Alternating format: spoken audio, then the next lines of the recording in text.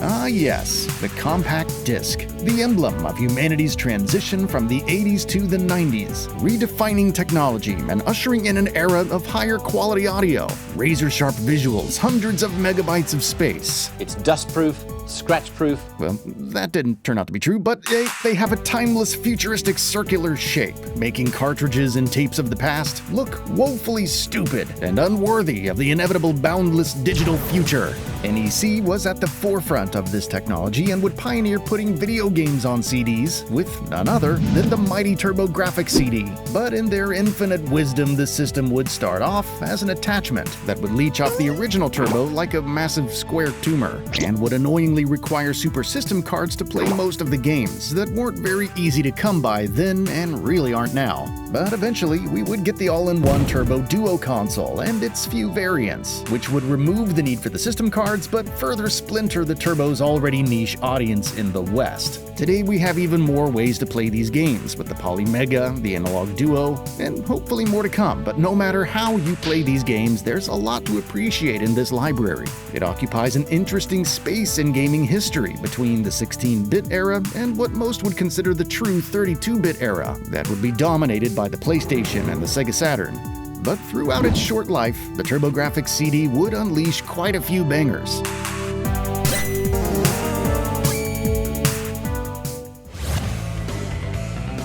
Okay, so the folks who've been bugging me to talk about this one, here you go. Gate of Thunder is arguably Hudson Soft's biggest and flashiest shooter that they had made up to this point, and it's a fantastic starting point for the TurboGrafx CD. As usual, Hudson Soft took full advantage of the power afforded to them, and was able to pack in a ton of detail and animation, and of course an outstanding soundtrack backing everything up. Unfortunately though, the sound effects kind of drown it out a lot of the time. And that's a shame, but if you're emulating it, I recommend bringing down the correct sound channels to about 30 or 40% of what they normally are, and you'll get a much better mix. Outside of that though, you'll only be able to appreciate the music in the moments when you're not firing, which is to say, very rarely. But with that said, it is awesome. One of the better soundtracks on the system, in fact. It's got kind of a funky flavor to the rock music that kind of reminds me of Liquid Tension, which should really motivate the 5 or 6 of you out there who know what that is to play this game. Now your weapons are fairly standard, as with most Hudson shmups. You got your green waves that favor spread over damage, missiles that do considerable damage with almost no spread, and blue laser shots that kind of feel like a solid balance. These actually become lightning bolts once they're upgraded, which doesn't seem to offer more spread, but they do look considerably cooler. Lightning bolt! Lightning bolt! You can also switch back and forth between weapons freely as you collect upgrades for them, which is super liberating compared to most 16-bit shooters of the time where you're locked to one weapon at a time. With this more flexible weapon system, the horizontal style, and its overall look, Gate of Thunder actually kind of reminds me of Thunder Force 3 or 4 on the Genesis more than anything else, so if you like those games, you should definitely play this one, and vice versa. This isn't the hardest shooter of all time, but it does get pretty tough pretty fast. Although it does throw you a couple of bones, in the form of an occasional shield that gives you a couple of extra hits, and not taking everything away once you do inevitably die. Although you will lose the weapon that you have equipped, and your satellites. Like all of Hudson Soft's shooters on the Turbo, this one is extremely high quality all around, with very few, if any, real things to complain about, outside of the strange audio mixing. The vibrant level designs, the huge variety of enemies, and the tight controls keep the game extremely entertaining at all times. That, combined with the difficulty, is why I suspect so many hardcore shmup fans love this game so much. And while it's not quite my favorite, as I tend to prefer vertical shooters to horizontal ones for some reason, Gate of Thunder is definitely in the top tier. If you have a way to play TurboGrafx CD games, this is a must-have for the platform.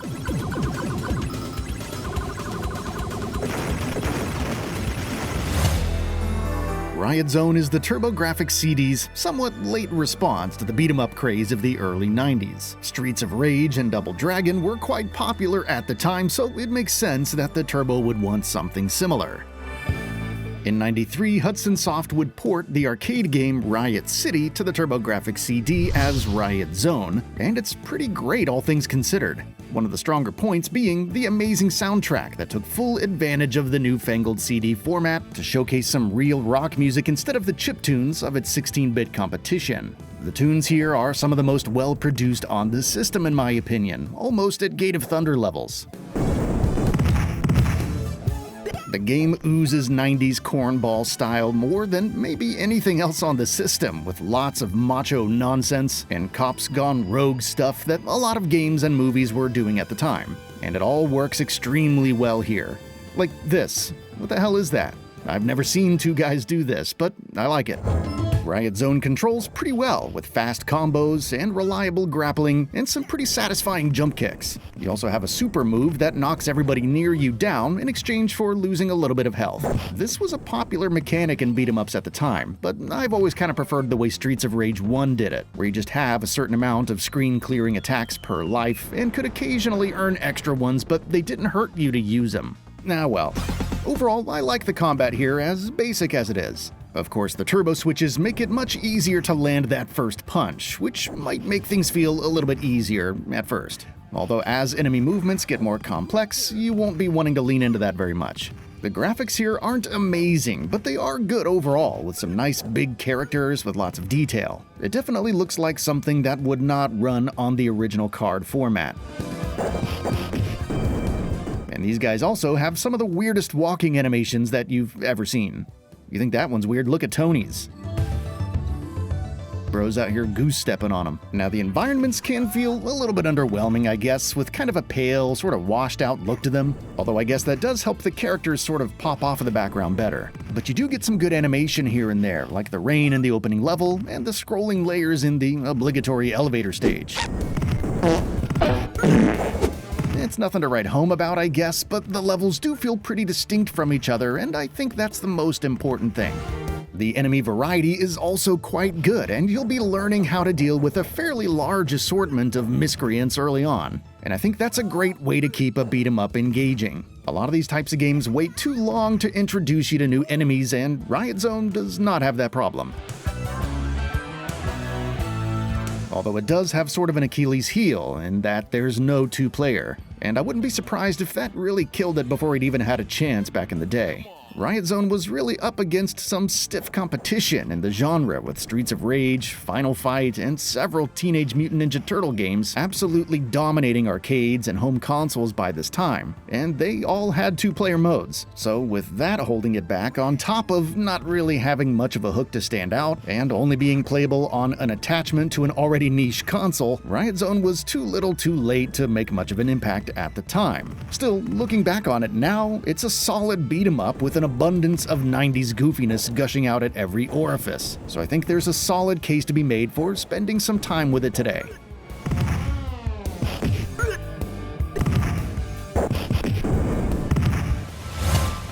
Now, of course, you can't have a new TurboGrafx platform without throwing in a new Bonk game, and Bonk III, Bonk's Big Adventure, definitely fits the bill. Here, Bonk largely plays the same as he did in Bonk's Revenge, but with a handful of new power-ups, like candy that makes him really small, allowing him to fit into different areas that he otherwise couldn't. And the candy that makes him absolutely gigantic, which seems to serve no real purpose at all, other than just being hilarious and strange. And Bonk can also turn into a crab. So I don't really know what the thinking was there, but you can do it. The music in Bonk III definitely feels like a step up with CD quality sound, but at the same time it's not as iconic sounding as the original two games, in my opinion.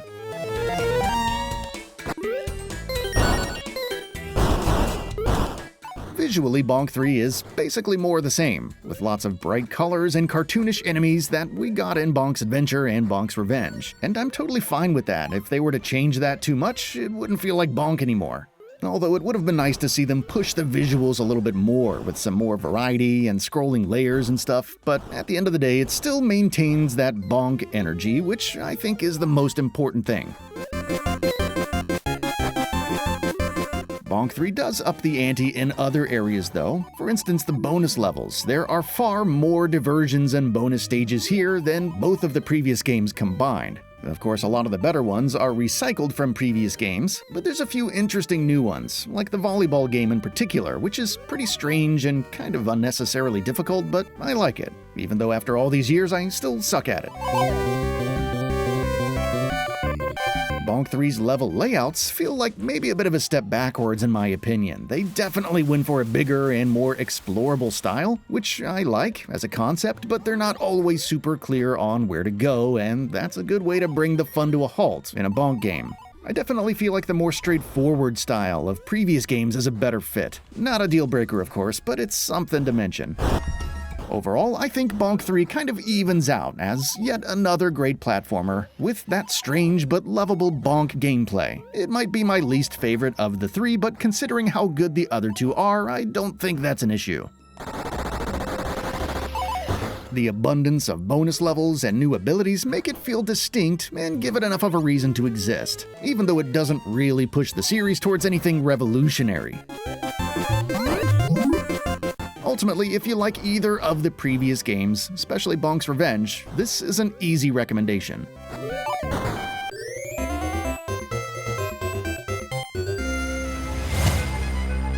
Last Alert falls pretty squarely in the overhead run-and-gun genre. So squarely, in fact, that I almost didn't include it in this video, because it really does rest on the laurels of the genre a lot, and you can easily find games that are vastly superior to Last Alert, like Bloody Wolf or Mercs. But Last Alert does have just enough things going for it that, I think, give it just enough of a nudge that it becomes remarkable. For one thing, the music is pretty darn good, and definitely takes advantage of the CD format.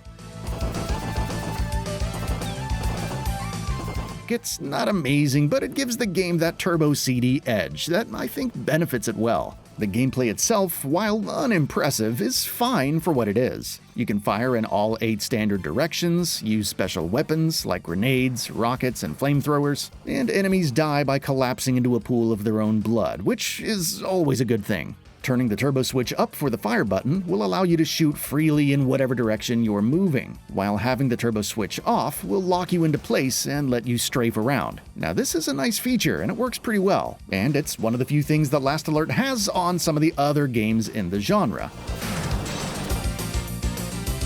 The graphics, though, are fairly standard and rarely seem impressive, at least to me, although the game does run nice and smooth, so I guess that's a fair trade-off. These visuals were probably not what most people were expecting from a new CD-based game library, but looking back from today, it's not a bad-looking game. Some levels make you find a certain number of hostages or locate certain spots to plant explosives within a time limit, and I kind of hate these. You'll almost certainly never beat these levels on your first try because the levels are so redundant looking with respawning enemies that it's tough to tell where you've already been sometimes. So until you've got the stage memorized, you'll probably fail these. Although other stages are the complete opposite and are extremely fun, like when you're escaping from an exploding enemy base and hitching a ride on a stolen stealth bomber. Doesn't get much better than that. Although the thing this game is most known for, and what absolutely makes it worth owning, is the god-awful voice acting. No exaggeration, this is probably the absolute worst voice acting I've ever heard in anything. Ever. Guy Kazama, if you don't want the hostage killed, you should keep quiet. Guy, the stealth bomber is in the back of this factory. I mean, just wow. So while Last Alert, on paper, is a rather average game all in all, and even has some serious drawbacks with the bland graphics and inconsistent fun factor, I think the novelty of it makes it worth mentioning here. The music is cool, and when the game is being fun, it is genuinely fun. Just don't expect it to come very close to being as fun as the real kings of the genre.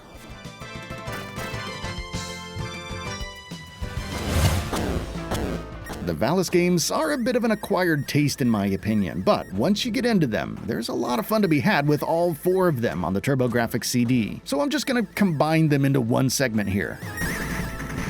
Technically, the Turbo only got the first 3, with the 4th only having a PC Engine release. But since all of the duos and CD add-ons around the world are all region-free, you don't really need to worry about that. The first Valas is a fairly basic side-scrolling hack-and-slash game about a young girl named Yuko who is inexplicably chosen to protect the Earth, the Spirit World, and the Dream World as the new Valas warrior. Of course, she needs the sword of Valas to do that though, otherwise it wouldn't make any sense. I'm not super familiar with the ins and outs of each game's individual story, but that's the general idea of the series.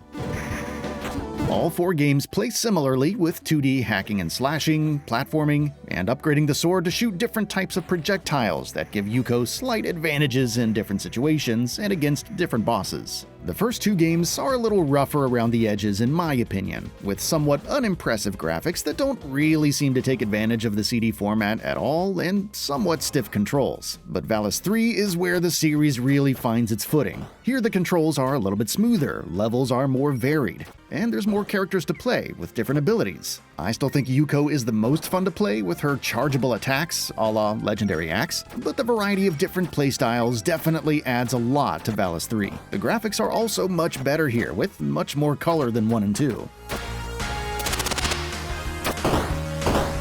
Valas 4 continues to improve the formula once again with what is the best looking and playing game in the series. Though Yuko is no longer the main character, she's a goddess now, so yeah. Lena, her sister Amu, and their father Asphal are a blast to play, with even more variety between them than the characters in Valas 3. Again, this one did not get officially localized for the Turbo, but it's definitely worth an import if you've got the cash. It's going for around $50 or so nowadays, which actually isn't that bad considering the state of the market today.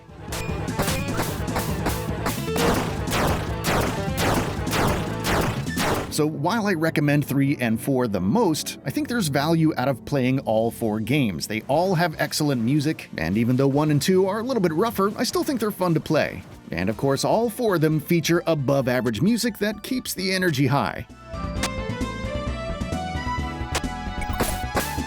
So yeah, definitely play these games.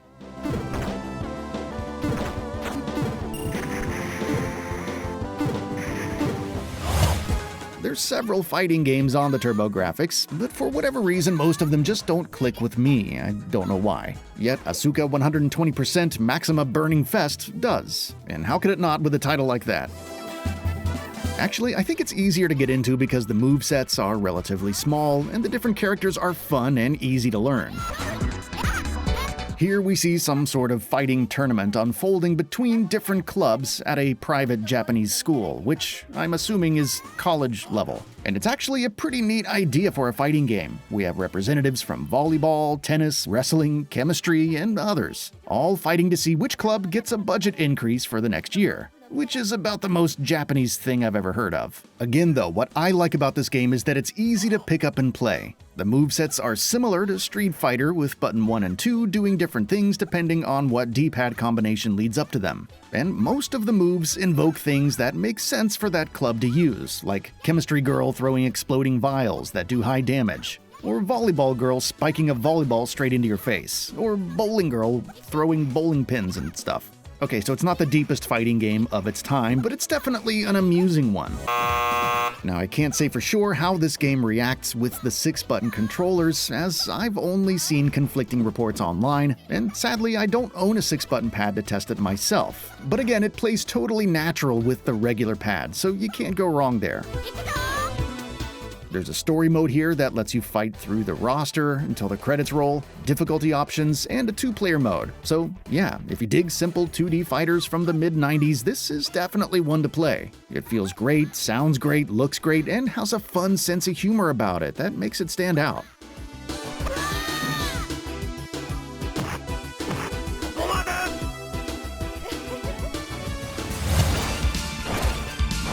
Okay, so I'm very weird about Castlevania games. For instance, I adore the Lords of Shadow games, and I can't really get into the original NES ones for whatever reason. But I enjoy the 16-bit ones the most. My favorite one is probably Bloodlines on the Genesis, but Castlevania Rondo of Blood for the PC Engine is an extremely close second. This game absolutely deserves all of the hype that it gets, and should be played by anyone who even remotely enjoys Castlevania games. Richter Belmont here is on his way to destroy Dracula and rescue his lady friend Annette, all while slaying countless monsters and listening to some of the best music in the entire franchise along the way.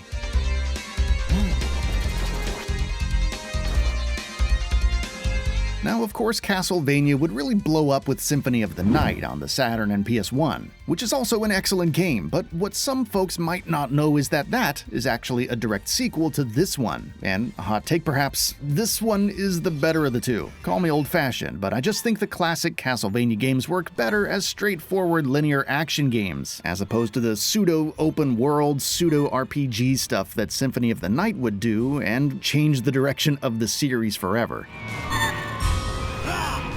Either way though, if you like any 2D Castlevania game, you'll almost certainly like this one. The level variety, the music, the crazy bosses, everything is just borderline flawless from stem to stern. It's easily one of the best reasons to own a TurboGrafx CD or PC Engine CD console, but if for some reason you're not interested in that, you can always play this game on modern platforms via Konami's Castlevania Requiem collection, which has this and Symphony of the Night. And as far as I can tell, that's probably the definitive way to play this game outside of this version.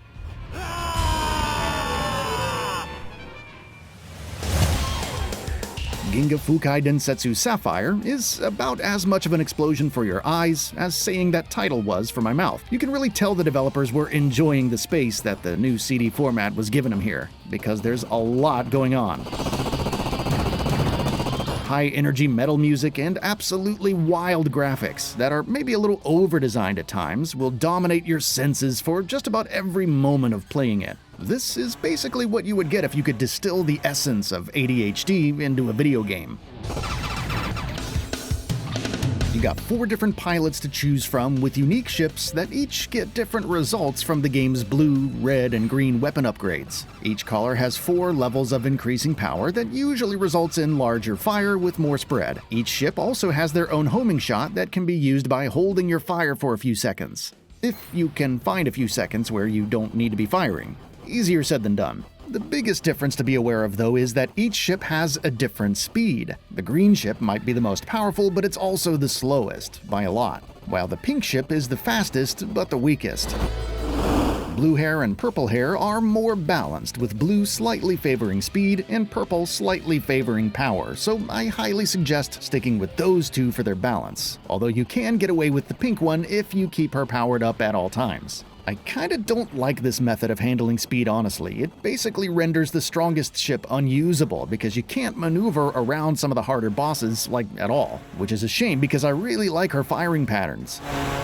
Most shooters from the era either give you speed pickups or let you switch speeds manually, which I think are much better ways to handle it. So while I respect this game for taking a chance on a different system, it doesn't really pan out in my opinion. It's definitely my least favorite shmup speed system, but regardless of which anime girl hair color strikes your fancy, enemies are constantly switching up tactics and coming at you from all sides. So sharp reflexes are definitely in order. Some level memorization is also needed. Reflexes only get you so far in this game. Even at its toughest, though, I rather enjoy the difficulty in this one. It has a way of encouraging you to keep at it while handing your ass to you at the same time. I like that. The respawning right after you die without needing to go back to a checkpoint balances it all out pretty well, too. The music in Sapphire is wonderfully chaotic, just like the visuals and the gameplay, and I love it. It does kinda have that somewhat squealy or tinny sound that some Turbo CD games would have, but it still does its job and it's fun to listen to. It might not be quite as well produced as Riot Zone's or Rondo of Blood's soundtrack, but it's still one of the better collections of tunes in the library. Definitely a case of no filler and all killer.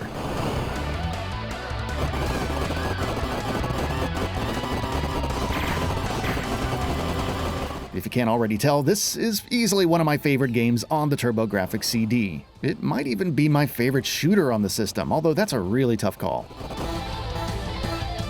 The only real drawback is that speed system. That kinda rules out 2 of the 4 ships for most of the game. Other than that, it's fantastic. Highly recommended.